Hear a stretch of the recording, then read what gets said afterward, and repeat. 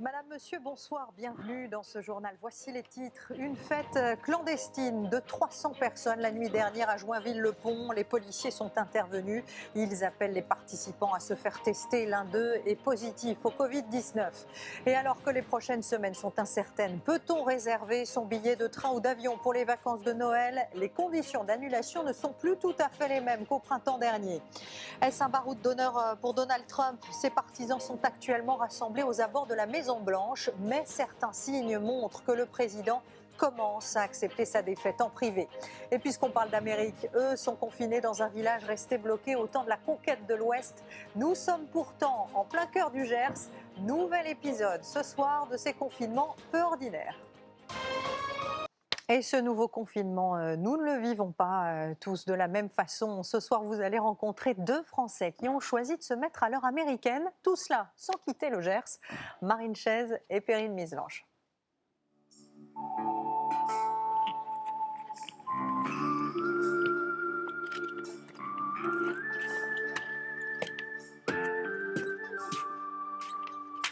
C'est lui? C'est lui, On l'a vu là-bas.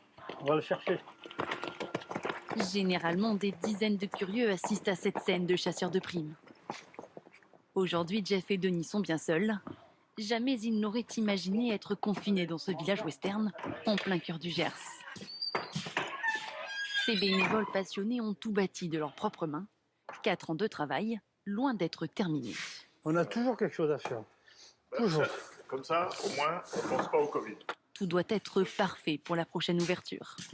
Le confinement a cet avantage qu'il nous laisse le temps de préparer les choses. D'habitude, on fait le week-end ou en semaine. Là, ça nous laisse vraiment la possibilité de faire plein de choses et de rentrer dans les détails. Te plaisent mes portes, Jeff?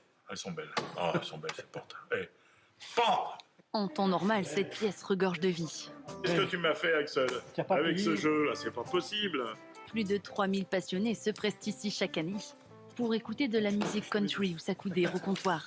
Allez, la dernière, parce que après j'ai plus de sous. Une atmosphère que Jeff espère rapidement retrouver. C'est l'amitié, c'est là qu'on se retrouve, on discute, on joue aux cartes, hein, sans tricher. Voilà, et on anime. Il faut animer ce saloon.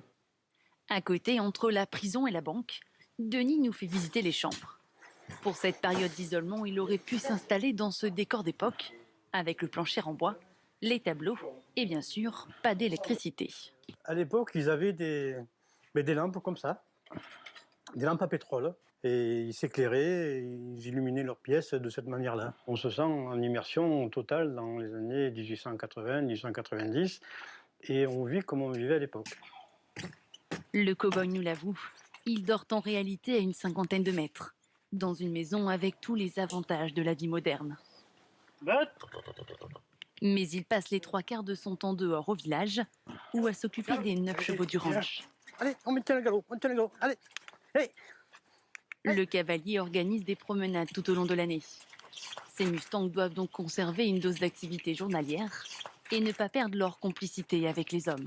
Eux, le confinement, ils ne savent pas ce que ça veut dire.